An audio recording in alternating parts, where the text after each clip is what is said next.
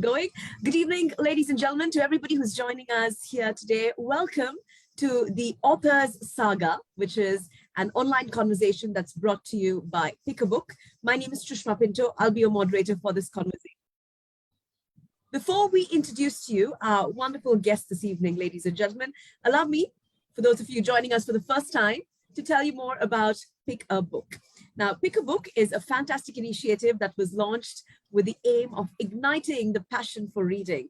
Pick a Book has several clubs in several cities across the globe, and it is a space where readers can select a book, they can read and research it, and then present that book as a summary before an audience.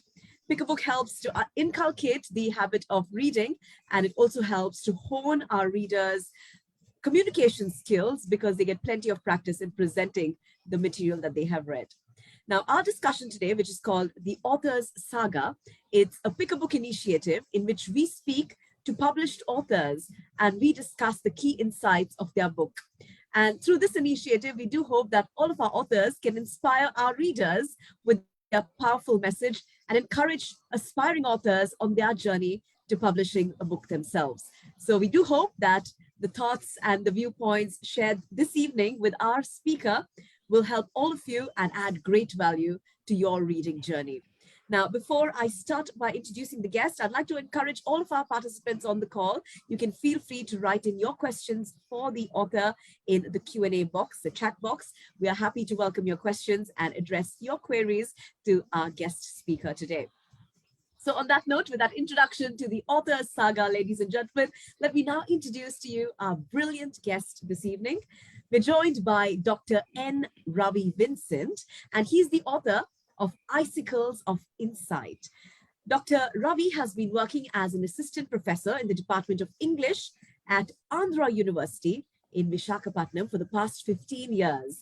He also serves as a coordinator of Andhra University's American Corner.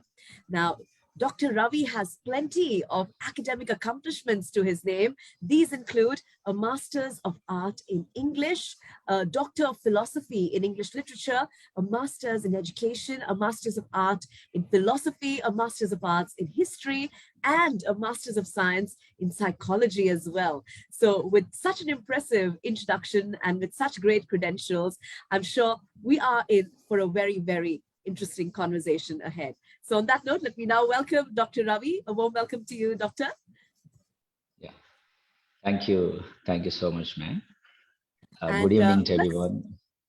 Let's start off with the first question right away, because I've been reading a little snippets of your book, and I found it quite a refreshing take to poetry, because your book, Icicles of Insight, it consists of a multitude of poems in a variety of styles using different figures of speech and exploring a myriad of themes.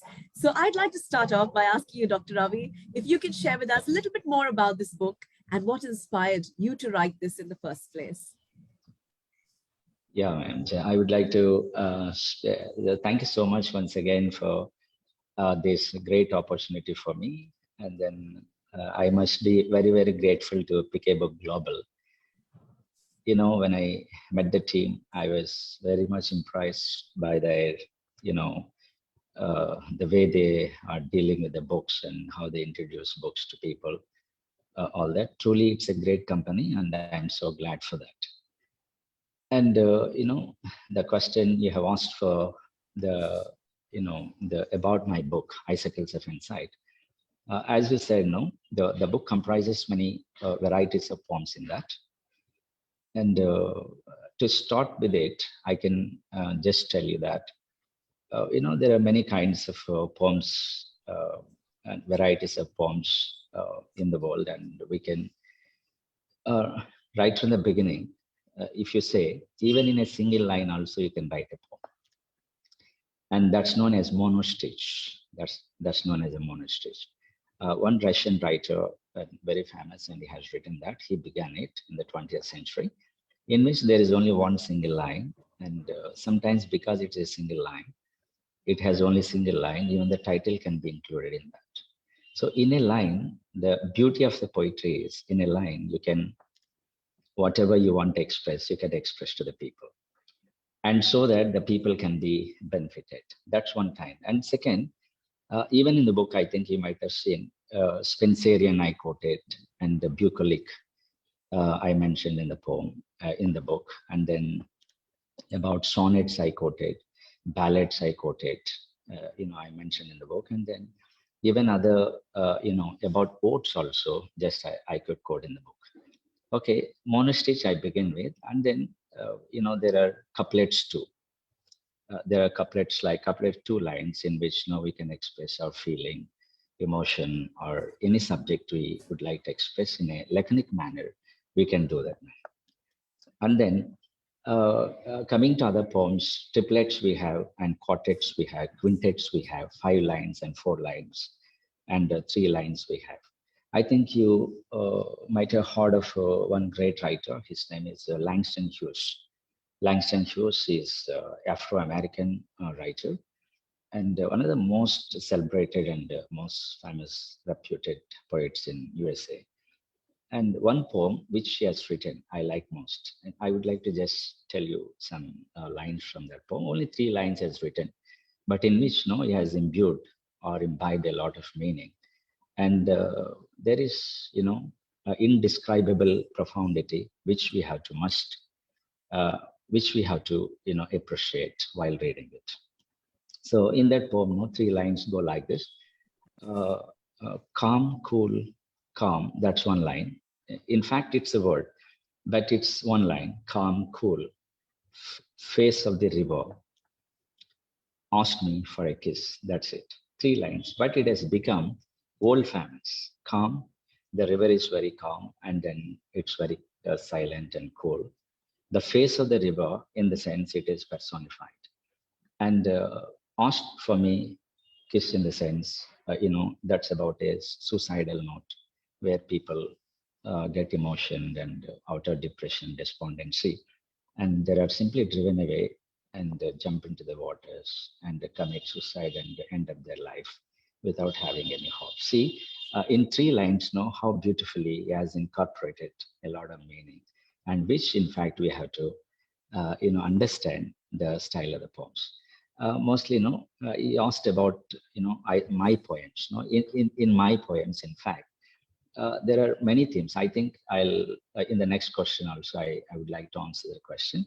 And in the first poem, metaphysics, we know about physics and metaphysics. And in the first poem, I have written about human pride and how destructive it is, destructive force. I have compared human pride or hubris to a destructive force where humans will, destroy themselves or obliterate themselves.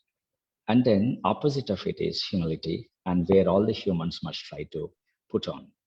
In that poem, just I could include that theme. And then symbols also. I can say I'm not proud of it, but at least I could learn to use symbols, similes, metaphors, oxymoron, and other figures also in the poems. In 52 poems we have in the book.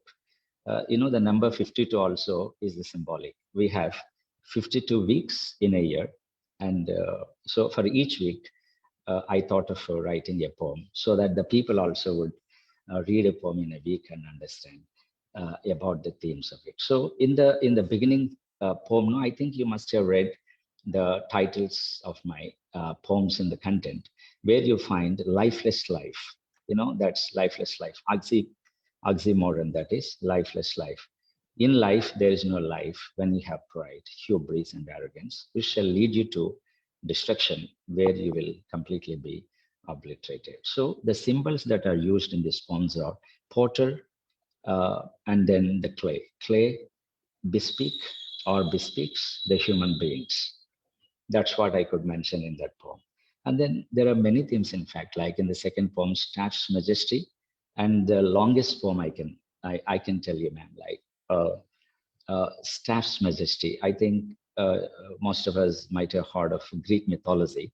Heze Rose, there is a writer. He was a very famous writer on mythology, Greek mythology. He could write a book, which in fact very clearly, vividly speaks about Greek myths. Unless we study that book, we cannot write Greek myth, in the poems. So I could use that book. I could use some of the references from that book in my poems. So in the second poem, no, the longest I say because at a stretch I could write 136 lines in that poem using rhyme and for each line, no, at the end rhyme and internal line. Again in the poems, we have many times like blank verse we have, and with rhyme we have, and then without rhyme also, just we can write. Okay, that also we have free verse, free verse, and blank verse we have, and with rhyme also we can write. So in that second poem also I could mention about the majesty and the nobility of doctors in this world. How important the the work of a doctor, how he can benefit the society. The history of doctors, right from Hippocrates, Greek physician in the beginning, he was the one of the greatest Greek physicians, where he mentioned of sanguine, choleric, phlegmatic, and so many other temperaments in the body. 4 temperaments every human being contains, and he mentions of that. So I could use that symbol in that poem.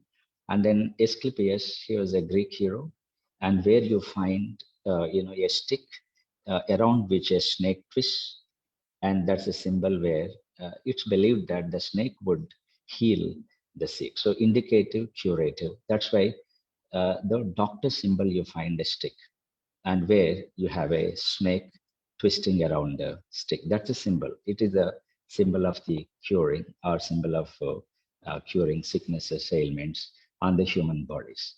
So like that, right from there, Greek mythology to Hippocrates, and Hippocrates' disciple, there was one man, his name is Glenn, and he also later on researched upon his works.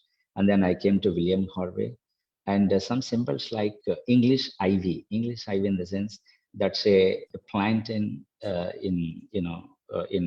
foreign countries where that cannot be stopped by any tempest or any climatical conditions. It bespeaks about the eternal life, like the doctor's task in this world, no, that's permanent. It will not be stopped. So the how noble it is, how majestic it is, how great it is, what a great task that doctors have been doing. So as long as this earth exists, even they exist, as long as the earth exists, no ailments also would be there. So they would truly talk about like that. Many themes have been covered, like discrimination, suppression in the world, about education. Actually, I am from a village, the remotest village where my parents, never studied, but they educated me. Being my parents being unlettered, they made me lettered, and with the hand to mouth, income and salary. And so I know the pain of uneducated parents and the laborers, those who work in the field. So taking all of them, all of that into consideration, even I could include so many themes about equality, inequality, suppression, discrimination, and about hard work, how to be industrious, and how to study. From that level, I could, come up to this level. So I could truly mention all those themes in my poems. So this is a brief one about my poems. I can tell you, man. Thank you All so right. much. Can you I think start I off? have answered you. Yes, I you think did. I You have told answered me. you. Yeah, well, yeah. Uh, what about the title, Icicles of Insight? What Yeah, inspired you? What's the significance behind that? yeah. Title, I can tell you, ma'am. Elevanches, I think I think there are people now watching this, and I think most of us know about elevanches. That's, snow falling, rocks of snow, sometimes heavily, like landslide, even snow slides we have in some other places in the world. And icicles of insight is nothing but that icicle is nothing but the, spike of ice, ball of ice rather, to speaks in a simpler way, it's a ball of ice. So where, from the continuous dripping, these icicles are formed. From a good far off, when you have a look or glance them, you really, like you feel attracted or fascinated by them, because ice, like spikes of ice, they hang like creepers, and you find them. That all, that is formed or there are formed because of the continual dripping below the, where the snow or the water is below zero temperature levels. There you find those icicles are formed. Naturally, that happens. So symbolically, metaphorically, I want to just convey the meaning to my readers. That's why I have kept the title to my book, saying, even by continual thinking and speculation and imagination, by continual keenest observation of the things outside, these poems are formed, icicles of insight. So as icicles are formed by continual dripping, even my poems are formed by continual thinking, by continual observation. So they have got a form like this. So that has become a book, Icicles of Insight. And that's why I could give that titular to my book. Thank you. Right. So you have actually shared insights on a great deal of themes. You shared a few of those themes yourselves. You spoke about the Yeah. medical and then parental, societal. Let's talk a little bit about your journey as well, because like you said just now, your parents were not educated, but they educated you. Today you have at least 6 different degrees. So talk about your journey and how you came to come to love writing and English literature. Yeah, in fact, as I told you, I was born in a village. There, no, in my some teachers encouraged me to study literature. So in the beginning, I didn't know anything till up to degree. I studied in my own native language, that is Telugu, and later on, some of my friends, they used to speak in English, so they encouraged me to study because my parents are not aware of anything. So they wanted me to study English literature. Thus, I got a rank. And then I got, I think in those days, in 2001 and 3, I studied in the Andhra University. There, I got very good rank, though I didn't know anything, but grammar I learned and I could truly write well.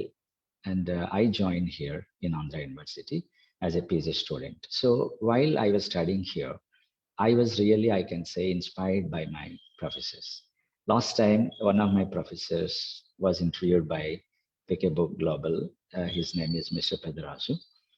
And, everyone truly will be astounded by hearing about him because he has 2 lakh collections of book with him.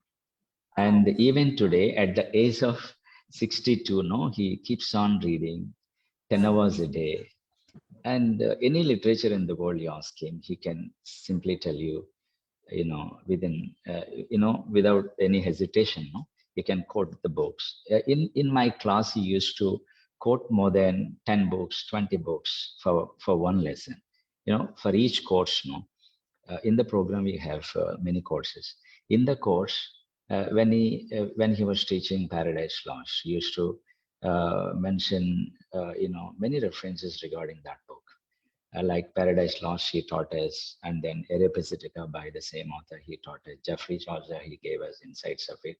Even other professors, they are very good at poetry, prose, and all. Dr. Johnson, we were taught there in the class. But in the beginning, I found it very difficult. And I have a habit of reading your New King James Version. That is one of the most, easiest, simplest versions. So I follow that, I study because simplest, clearest, and very easily because the modernized language you find in that scriptural book. So New King James Version daily I follow. Thus, by comparing, comparing literature with scriptures and then other books. Anglo-Saxon, I think you might have heard of Anglo-Saxon, a sect that was a old English sect, that is. And where you find Beowulf. There, in the beginning, actually, I don't know anything because right from the beginning, Telugu media, even my parents do not know anything. So then I started reading Beowulf and then Greek epics like, Homer's Odyssey and Iliad and Odyssey, and they're very interesting, those are. And one more is there, Ovid's writings also I could read. And Metamorphosis I could. James Joyce also I like. Mostly I'm, fascinated towards romantic poets where no imagination plays a vital role, like John Keats and William Blake and Wordsworth, those poems too. Paradise Lost, we had 12 books in fact, but first and 9 and 6, I'm very interested in reading. And then other books also, like German books, I began to read. I think Frank Kafka, there is a book by him also, and very interesting one, Metamorphosis, that's titled as Metamorphosis. And even American literature mostly, because I'm working at American Corner. Thus, as I told you, here, we in the corner every month we have one book reading session where each month we study at least one or two authors very clearly. From the text, we encourage students to, go through text and reading between lines, we say, understanding the text fully. So I tell them to study. So that's I could develop. Now we are doing now on so many readings on James Baldwin, Ta-Nehisi Coates. Last month we did one reading on The Fight Next Time. This month we are doing on Ta-Nehisi Coates, Between the World and Me. Toni Morrison, there is one writer, and she has written many novels and dramas and poetry, in which one of the most important works is Sula and Beloved. That's well known. And American Dream to American Tragedy. Between all the works, I don't know, I could at least a few writings I could read. American Dream and American Tragedy. Dreiser, he wrote American Tragedy, and Truslove James, he wrote American Dream, and so many others also. Like that, we had different genres, in fact. I don't know, but I could slowly, in the beginning, in the first semester, I was not able to compete with my friends. I felt dejected. I thought what to say, this department or this course is not fitting for me, and maybe I don't deserve to study this and all. But in the second, I could pick up, I could read. Third, I could compete. Fourth, I don't say I could dominate, but I could at least dominate some of my uh, friends. Like that, German and different genres I could study. It's only, I think, by sheer hard work, I think it could be done. And then I did 10 pieces, in fact, 10 10 pieces. post-graduations. Is that what you said? Yes, Wow. 10, Okay. 10 post-graduation courses I did, Okay. and English to MSc Psychology. And then I did my PhD in English Literature and Shaman Nahal, Indian author. And then I'm again doing my PhD in philosophy. Recently, I got a seat. I got a second rank, and I could join. So I think hard work, that has no substitution. So I encourage all the students and pupils and readers and writers to work harder. We Yes. have to learn continually. That's how I could truly come up in Yeah, life. I think your story is very inspiring because for somebody who didn't have parents who could read English literature, today you are writing a book yourself. I think that's a great success story in its own way, and many of our readers can find great inspiration from that. So Yeah, yeah. perhaps now we could talk a little bit more about the very different literary devices that you have used in your book. Like, for example, you've used metaphors, you've used Yeah, alliterations, yeah. all of Yeah, those. yes. So how did you choose which of these literary devices you want to incorporate? Can you explain a little bit more about all of the literary devices that you've used? Yeah, yeah. Because without using literary devices, that cannot be included in literary books without Yes. having any literariness. So there are many books actually being written. I can tell you many, countless books were written and are being written and would be written. So only unending process in the world, or unceasing, unstoppable process. One process. Maybe there are many processes, but I can tell you that the books, it has unending and unceasing process. So but all books, we can't say there are literary books, because unless in the book we use literary devices, we cannot count them or consider them as literary pieces. That's why any book must be reviewed. So before publishing my book, I gave my book to many professors, and they reviewed it and checked it whether it comprises literary devices or not, all that they did. So to which I am so glad. And then English mechanics, as we know, English mechanics in the sense, punctuation marks, they play a vital role. Oscar Wilde, there is a writer, Irish writer, only novel he wrote, that is Dorian Gray. And one drama, the most interesting is the importance of being honest. Once he was writing something, he had been writing since morning. One of his friends came and asked, Wilde, what have you been doing since morning? Then he replied, wittily, even truly, I have been thinking since morning at one particular sentence, whether I should place a comma or full stop or semicolon. Since morning, he has been thinking for that. That's what he said. See how assiduous or how careful, meticulous they were in writing books. So English mechanics, see, when you place a comma, it gives a different meaning. When you place a semicolon, it has a different meaning. When you put a full stop, meaning changes. So caesura, we call it caesura in one of the literary devices is caesura. Caesura in the sense, a break in the sentence. And then break in the sentence like n dash, m dash, like that. And you must have a break in the sentence to emphasize the word or the sentence or the content in that. You must break it, caesura, that is known as. So that's as a technique we have to use, like a device. So English mechanics must be taught very clearly to the writers for any writing, because different genres we have, like novels we have, novella we have, and poetry we have, prose we have, and even other writing, criticism. It's a big world again, and we can't discuss it now. And for that we have to learn very clearly about. Some people know they study somewhere, they don't check before using it. So I tell my students, for anything, check once before you want to use. Please look up the dictionary, check once again, and then you can use it. Without checking, without knowing whether it is true or not, it's not to be used. So full stop plays a vital role. Caesura is there. Enjambment, there is one more word, enjambment, in the sense you do not use at the end of the line, full stop or comma, but that runs over to the next line. That's called enjoy. In the sense, the meaning flows. The meaning also continues and meaning flows. That also we must use.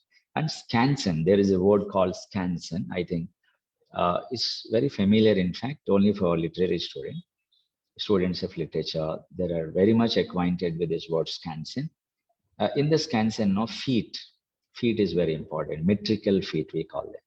So in a sentence, how many feet must be there? Iambic we have, trochaic we have, anapest we have, and pentameter we have, monometer, pentameter, dimeter, and trimeter, tetrameter, pentameter, hexameter. See, in each line, how many lines also must be there? We must be aware. Then we can, truly use that device. And then one more thing we have to know about devices, that's about simile, metaphor, oxymoron. Unless alliteration, assonance, and all that must be used. Unless we use them, they cannot be poems at all.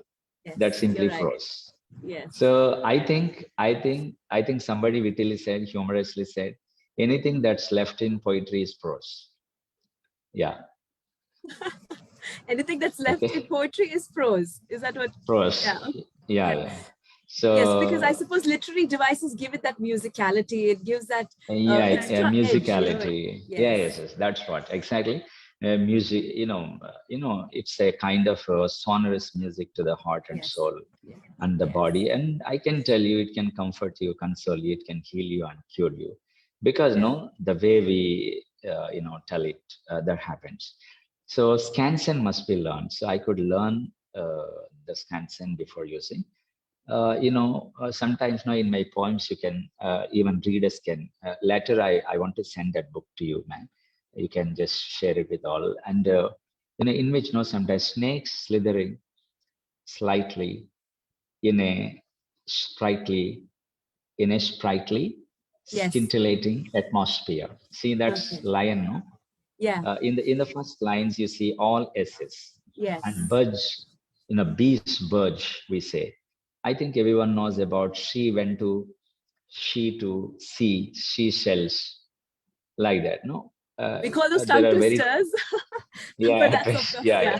alliterations, And I guess. yeah, alliteration, assonance we have to use in the poetry. So those devices, unless we use, we cannot count them or put them in the category of poems. Everybody is writing nowadays. Anything they Yes. want to express, they express simply. And Yes. haikus also, 5 haikus I could write in this. Haiku, Japanese style, that is. Yes. Like monasteries, 3 lines only. Himalayas, about Himalayas, I could write. Okay, that's about 3 lines only. How they protect India. Simply, I Okay. could write about it. About the Okay. sun and the moon, also I could write. Okay. And Do you remember about it on the top of your head? Do you remember what you wrote? yeah, The haiku? yeah, haiku, yeah. One Can you tell us what haiku you wrote about the actually. Himalayas? Himalayas, Himalayas, how great thou art, how protect us safely. That's it. Okay. Yeah, Yes. 3 lines only. It Yes. must have Yes. 3 lines. The Yes. first line, it must have 5 syllables. Second one, 7, and again the last line, 5 only. Yes. So Yes. we must observe it, and then we have to write.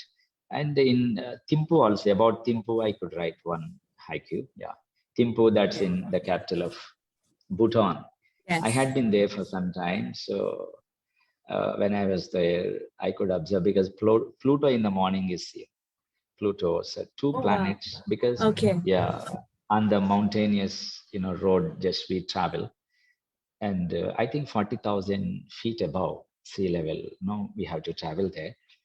Literally, Pluto in the morning is seen, like moon Okay. in the Yes. night. Yeah, Oh, interesting. that's what meant. Yeah.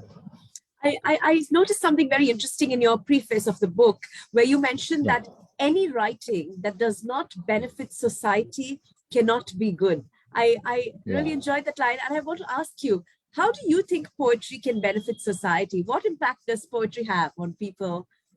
Why should we Yeah, encourage unless poetry? yeah. In poetry, actually, as I told you all, in Thursday we can express anything we would like to express. That's what I strongly believe. No, in my poems, there is one poem titled Olympics. The knowledge of Olympics I could give in that. Recently, we had many issues in India where, after winning gold medals and some medals, prestigious medals in Olympics, when they came back to India, not only India, in many parts of the country, they all were not treated in the same way. Like no, there are equal. They say the sports is our goal. We are all equal here. And in that, no, I have questioned people, like in the third person. I think in the third person narrative, I said, why do you discriminate among yourselves while we are all one? In the sports field, they are all one. It must benefit society. That's one thing I could. And then the voice of a druggie I wrote. Nowadays, no, the one of the things we have to focus on is drugs, because many youth, especially youngsters, they are injecting drugs into the body. Life, it's very short life, transient. Time, no, very precious. In fact, sometimes I tell my students, life is too precious to be squandered. We should not waste. But parents, they have hopes on students and on their children, but when they join some institutions to study, instead of studying without knowing, they get fascinated towards something destroying their body and spoiling their career. So voice of a druggie, in which I said the voice of a druggie, how because of intake of drugs into the body, how the body has been completely collapsed, and vitals in the body are weakened, how he becomes feeble, and finally, he is not able to tell his parents what has taken place, and they're having hopes, in fact. And by the time he dies, no, then he has realized that he would not have done or could not have done. But that's high time, no use, because he's into that grip.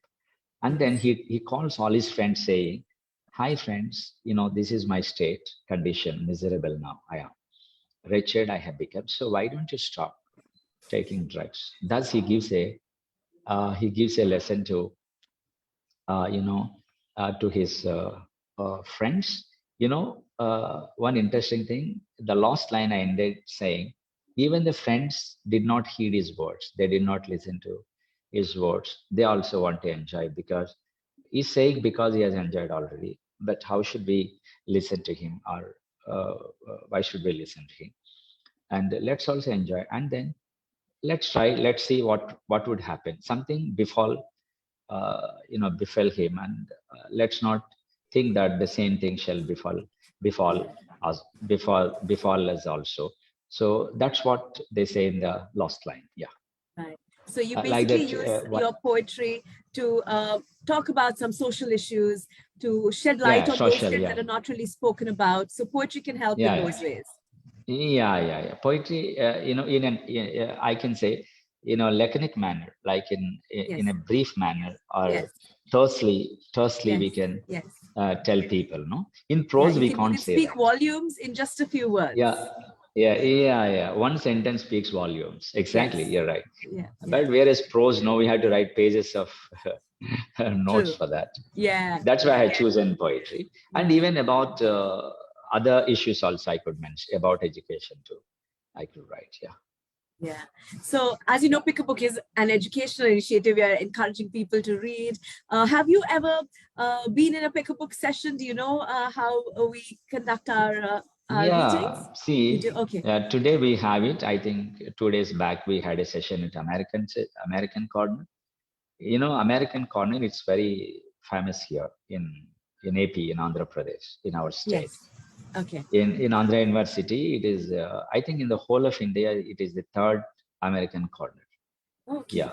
And 2 days back, we invited KVT Ramana sir, KVT Ramana, the co-founder of Yes. Pick a KVT Book. Ramesh. Yeah. Yes. Yes. Yeah, Ramesh. He came and spoke on how to read a book, Mm. how to have a habit of reading. And from the book of, from, I think, Charles Duhigg, Okay. the author, and from his Okay. book, no, Yes. how to The pick Power up, of Habit. Is that right? yeah, Power of Habit, yeah. Okay. And from that book, he coded very nicely. And then, actually, in the beginning, no, I had acquaintance with Mr. Raghulan. Yes. Am Yes. I pronouncing rightly? Yeah. Yes, that's And right. he came to our department also in the Department of English. He taught one book, and where now students were really inspired. The way he spoke and inspired, gave many tips to read and all. Yeah, like that. I Oh, have acquaintance with Pick a Book. interesting. Even I like it. And that's why I'm introducing this company to everybody Thank in you. India, in my state, in many countries too, because I have Yes. many friends in many countries. Yeah. Yes. And you Yes. yourself are a testament to what happens when you read and educate yourself, because look how far you've come. You're now a published author. You have several Yeah. accomplishments, educational, to your name. So I think you yourself are an inspiration to the power of Yes, reading ma'am. and education. So thank you for Yes, ma'am. being who you Yes, ma'am. are, So let me ask you the next Thank you, sir. question. Yeah.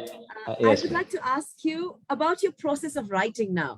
For example, Yeah. it's not very easy to write poetry. And could you tell us a Yeah. little bit about your creative process? How do you come up with what you need to write? Does it just flow out of your brain, or do you have a specific process, a ritual to get you into a creative zone? How does the process behind the Uh, words work? yeah. As far as my iota of knowledge is concerned, authors become authors by reading and by observation and by experiences. I think I'm right. Am I right? Yes, I Yeah. suppose so. Because unless we read many books, no, in the Vaishnava books, we can't say we are bibliophiles or the lovers of books. No, the books are limitless, illimitable volumes of books we have in the world. That's why I say in the Vaishnava books we have to sail through. By reading one or two books, we cannot become a writer. I hope so.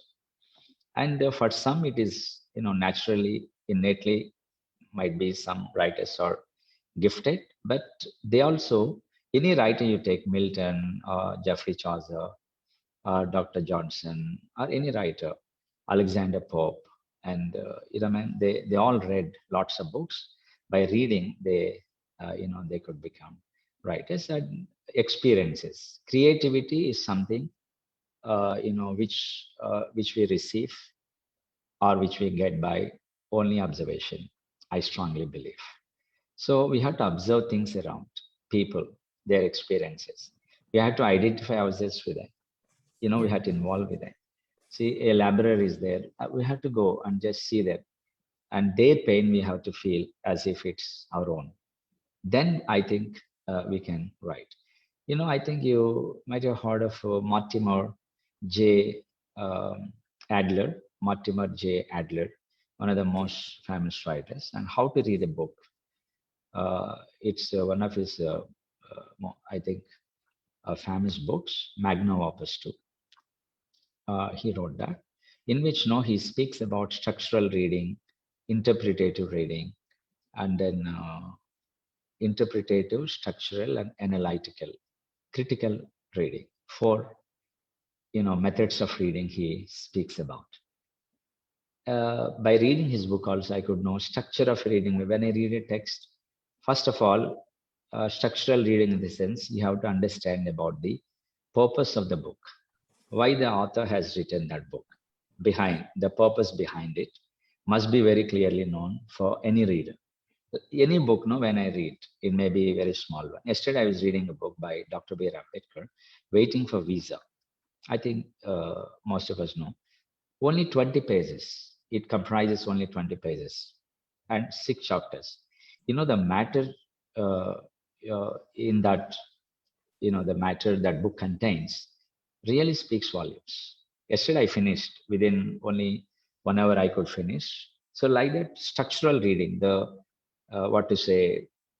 the purpose behind the book, and then interpret the meanings between meanings in the book. We have to understand. By context, we get the interpretation. Without the context, misinterpretation. So most of the people text, context, and pretext. Some people say, unless we understand the context, there is no interpretation cannot be elicited from the writing. So interpretative reading is very important. What kind of interpretations, allusions, and themes he has incorporated in that very book. And we had to sail through, we had to very deeply understand. Only by that method we can understand. And finally, critical. And finally, you should not blindly believe what interpretation has been given by the author, but you have to also, ventilate your ideas on it or air out your views on it. You should be very critical. Many think criticism is wrong. No, criticism cannot be wrong. Criticism is nothing but the study of merits and demerits. Alexander Pope, an essay on criticism. There is a poem. It's a poem, in fact, an essay on criticism, in which he says, never rush to criticize anybody unless you are very thorough with that person or with that book. That is a statement he has given. So there is a quotation from that poem, which goes like this: fools rush in where angels fear to tread. Actually, that line is taken from an essay on criticism by Alexander Pope. So structural reading, interpretative reading, critical reading, analytical reading will help us to become authors. And sometimes we have to be gifted also. And innately, it must be given naturally.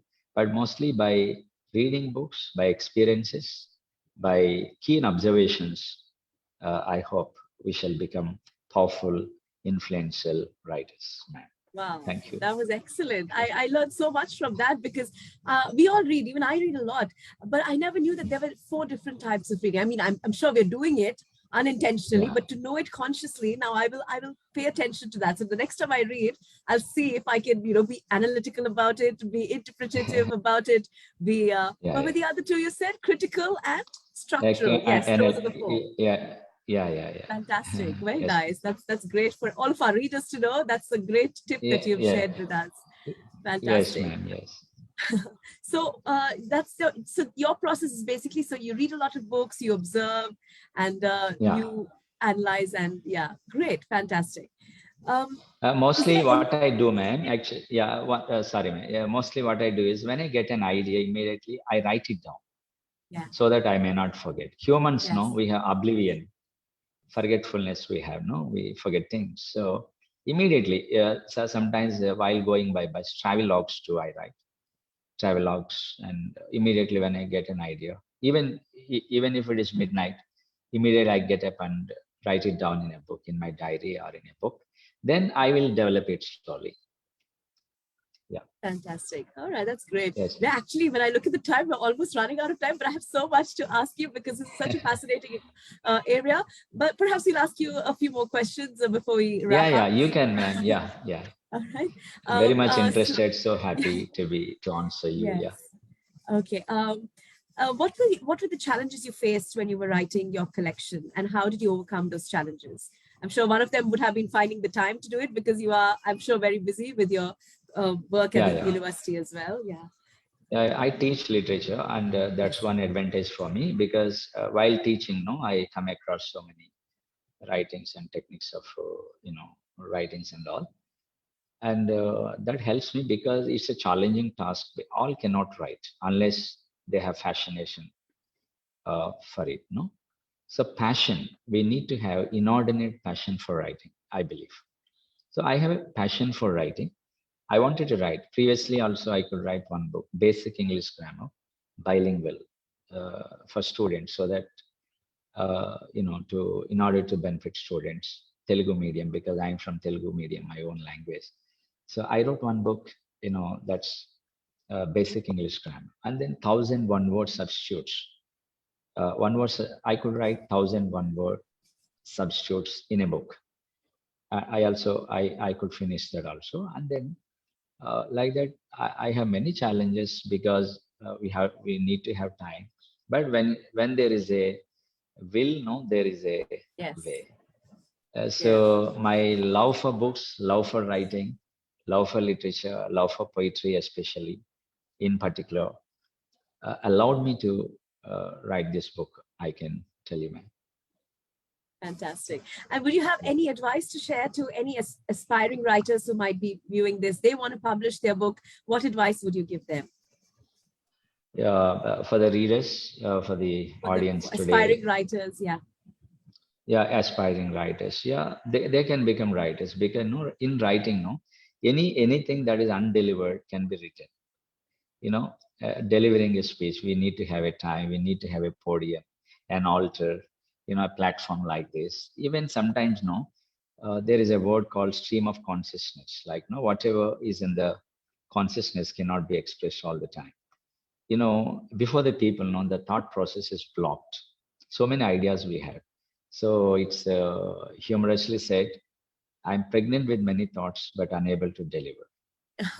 Delivering yeah, Yeah. delivering a speech is very difficult. So anything that is undelivered but still that is there in the mind can be easily written. So I encourage aspiring writers, those who aspire to write, to read more, and please write down whatever you'd like to write, because through the books we can influence many people. No, in the history, no, I want to quote some books which inspired me a lot. Saint Augustine. Saint Augustine, he wrote one book called City of God and Confessions. And while I was reading those books, no, really I could know a lot from the Confessions, no, in which he mentions of our conscience, where it pricks, it tells us what to do, what not to do. Even in Shakespearean, soliloquies, mostly in Hamlet. Hamlet I taught for my students. Among Shakespearean dramas, I like Hamlet most, in which, he speaks about ethical quandary. It's known as ethical quandary, to be or not to be. That's a question, whether it's nobler to fight or to stay back or refrain from fighting. That's the way. So like that, while reading Confessions, I could understand about conscience pricking. And then other writers too, John Bunyan I read, Keats I read, Geoffrey Chaucer I read. And by reading only, just I could be really touched and inspired, and I wanted to become a writer.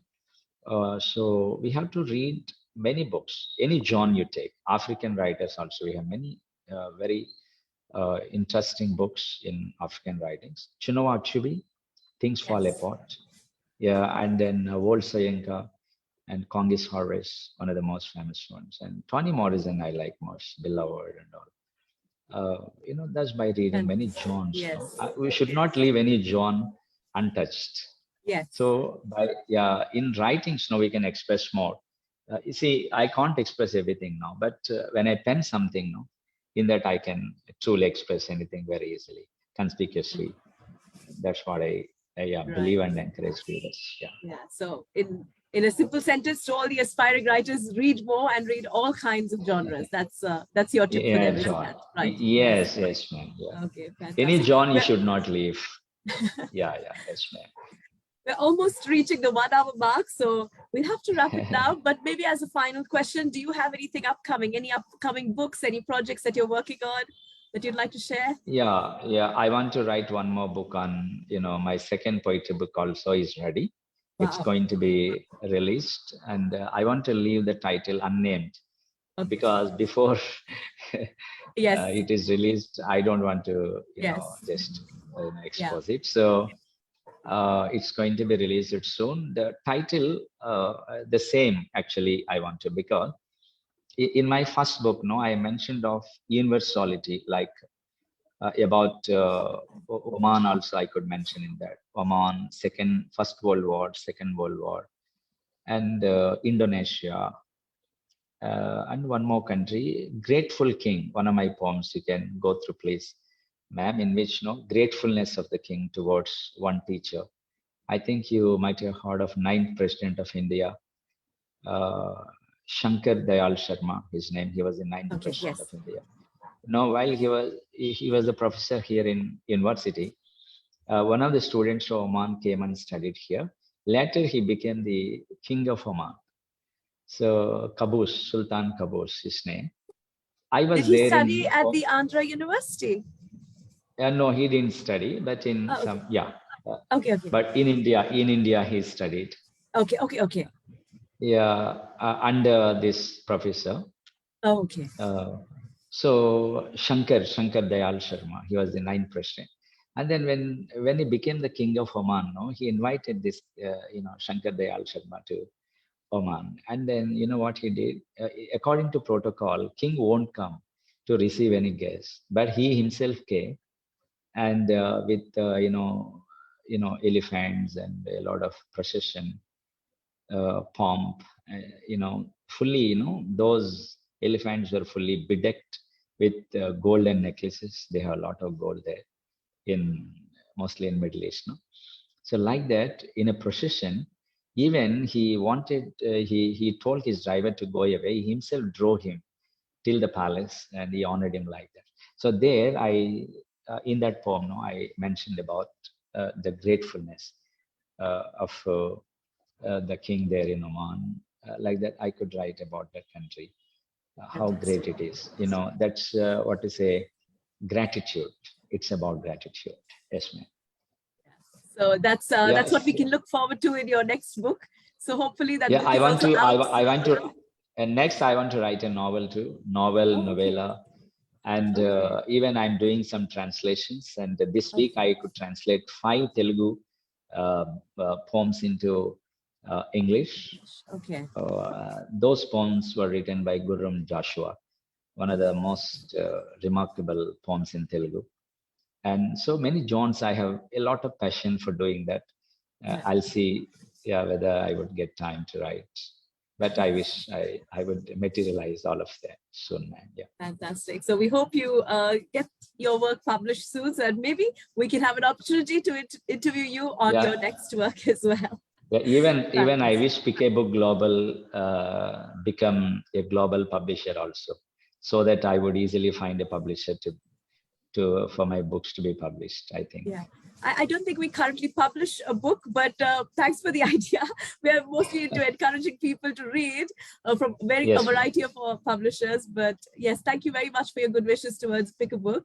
And I'm sure all of the participants who will be watching this call will agree when I say that it's been an enlightening conversation. We enjoyed learning about your writing process, your inspiration. So we thank you so much for being with us. Dr. Ravi, don't go yet, because we have somebody from Pick a Book, the head of operations from Pick a Book Global. I believe she's also online, Tanuja, and Tanuja might like to say a few words in conclusion. Yeah, absolutely. I was waiting for this, Dr. Ravi. It was profound and refreshing. And what a beautiful story to end with of Dr. Shankar Dayal Sharma.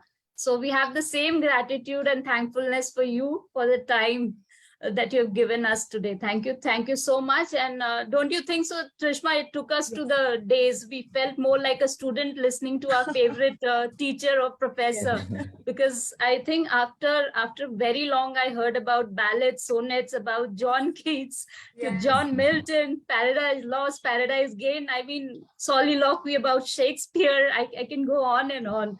It was like connecting over for a mutual love for literature. It's very, very refreshing, you know, a long lost connection.